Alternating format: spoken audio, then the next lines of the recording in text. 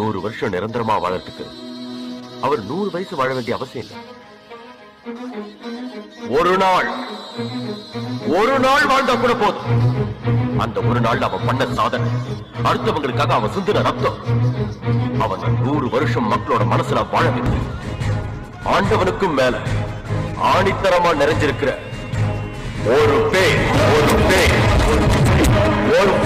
ஒரு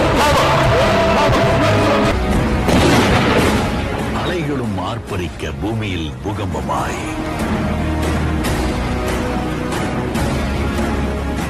செங்கதிர் சூரியன் அஸ்தமனமாகிட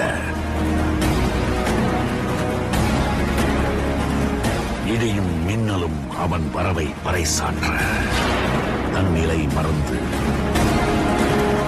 அந்த விதி கூட திணறியது.